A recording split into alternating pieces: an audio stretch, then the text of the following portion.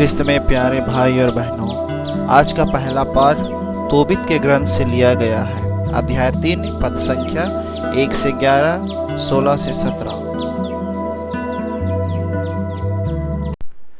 मैं बड़ा दुखी होकर कहराते हुए और आंसू बहाते हुए इस प्रकार प्रार्थना करने लगा, प्रभु तू न्यायी है और तेरे समस्त कार्य न्यायपूर्ण है। तेरे सभी मार्ग दया और सच्चाई के हैं। तू संसार का न्याय करता है। प्रभु अब मुझे याद कर, मुझे मेरे पापों का दंड ना दे, मेरे और मेरे पूर्वजों के अपराध भुला। हम लोगों ने तेरी आज्ञाओं का पालन नहीं किया, इसलिए हम लूट, निर्वासन एवं मृत्यु के शिकार बने हुए हैं। और तूने हमें जिन राष्ट्रों में बिखेरा, वहां हम अपमानित हुए हैं। प्रभु मेरा दंड सही है, क्योंकि हमने तेरी आज्ञाओं का पालन नहीं किया और हम तेरे प्रति ईमानदार नहीं रहे। इसीलिए प्रभु जैसे तेरी इच्छा हो मेरे साथ वैसा ही व्यवहार कर। मुझे उठा लेने की कृपा कर, क्योंकि मेरे लिए जीवन की अपेक्षा मरण अच्छा है। मैं झूठी निंदा सुनते सुनते तंग आ गया हूँ। मैं बड़ा दुखी हूँ। प्रभु मुझसे ऐसा कष्ट दूर कर, मुझे अपने शाश्वत निवास में प्रवेश करने दे। प्रभु मुझसे अपना मुख ना छिपा। जीवन भर इस प्रकार का कष्ट सहते और निंदा सुनते रहने की अपेक्षा मेरे लिए मरण अच्छा है। उसी दिन मेदिया के एक बतना नामक नगर में रागवेल की पुत्री सारा को भी अपने पिता की एक नौकरानी की फटकार सुननी पड़ी। सारा का विवाह 7 बार हुआ था और सारा के पति का संसर्ग होने के पहले ही अस्मादेव नामक पिशाच ने क्रमशः 7 को उसके पास आते ही मार डाला था। नौकरानी ने सारा से कहा, पतियों की हत्यारनी, तुमको 7 पति मिल चुके हैं और तुम किसी की नहीं बन सकी। अपने मरे हुए पतियों के कारण हमको क्यों डांटती हो? उनके पास चली जाओ। अच्छा हो कि हम तुम्हारे पुत्र पुत्री को कभी नहीं देखे। उस दिन सारा को बड़ा दुख हुआ।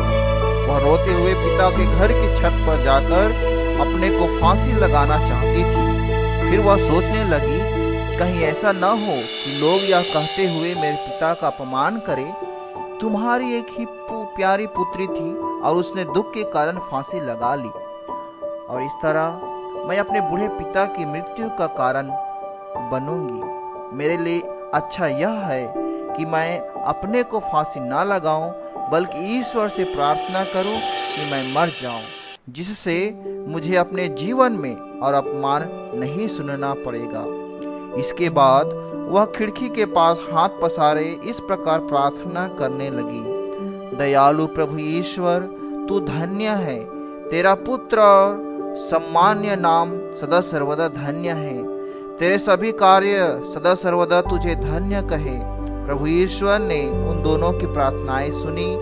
स्वर्गदूत रफाएल उनके पास भेजा गया, जिससे वह उन दोनों को स्वस्थ करे, वह तोबित का मोतियाबिंद दूर करे और रागवेल की बेटी सारा का विवाह तोबित के पुत्र तोबिया से कराए। साथ ही अस्मादेव पिशाच को बंदी बना ले, क्योंकि सारा तोबिया की होने जा रही थी।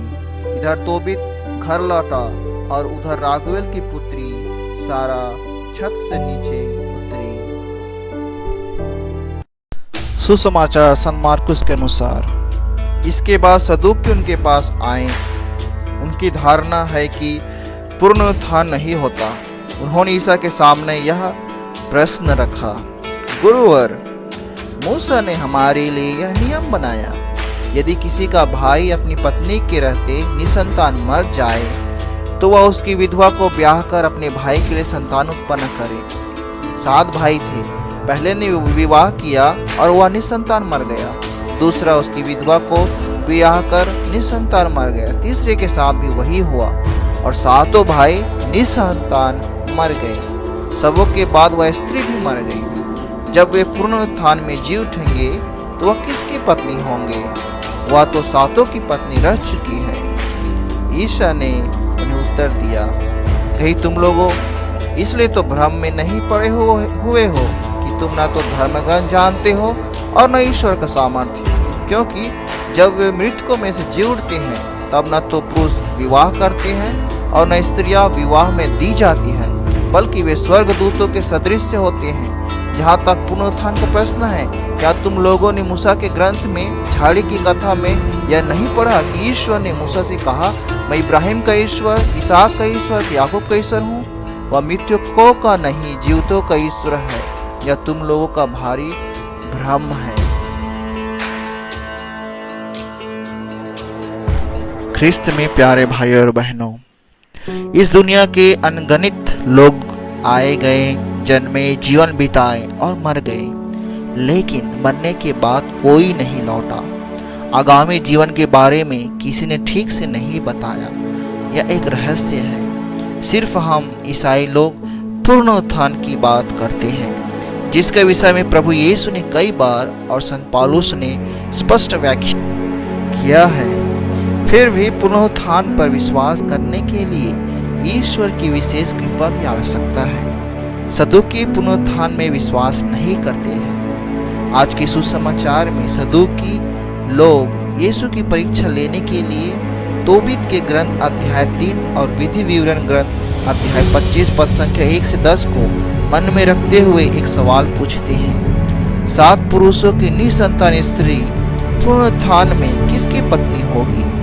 विधि विवरण ग्रंथ में कहा गया है कि कई भाई एक साथ रहते हो और उनमें से कोई निसंतान मर जाए तो मृतक की पत्नी का विवाह उसके पति का भाई करे। इसी प्रकार तोबीत के ग्रंथ में सारा नामक एक स्त्री पिशाच के प्रकोप से 7 पतियों की हत्यारी मानी गई। प्रभु यीशु सदुकियों की अज्ञानता एवं उनके कुविचार जानकर मुंह तोड़ जवाब देते हैं। उन्होंने निर्गमन ग्रंथ अध्याय 3 पद संख्या 1 से 6 का उदाहरण दिया, जहां ईश्वर को जीवितों का ईश्वर, इब्राहिम, इसहाक और याकूब का ईश्वर कहकर मूसा ने पुनरुत्थान की पुष्टि की है। इससे स्पष्ट है कि पुनरुत्थान होता है और हम सबको उस पर विश्वास करना चाहिए। पुनरुत्थान के विषय में यीशु का सिद्धांत अपने पुनरुत्थान और पूर्वजों के पुनरुत्थान पर आधारित है। ईश्वर अपनों के साथ अनंत प्रेम का रिश्ता रखता है और वह रिश्ता मरने के बाद भी बना रहता है। इस रिश्ते को कोई तोड़ नहीं सकता, मृत्यु भी नहीं तोड़ सकती। इस प्रकार प्रभु यीशु एक अच्छे शिक्षक है। सदुकियों की भूल सुधारते हुए हमें भी शिक्षा दे रहे हैं। अतः हम इस संसार में ईश्वर तथा लोगों के साथ अच्छा, पवित्र एवं प्रेममय संबंध बनाए रखें। यही संबंध मरने के बाद भी बना रहेगा। पूर्ण जीवित होकर हम स्वर्ग राज्य में सदा के लिए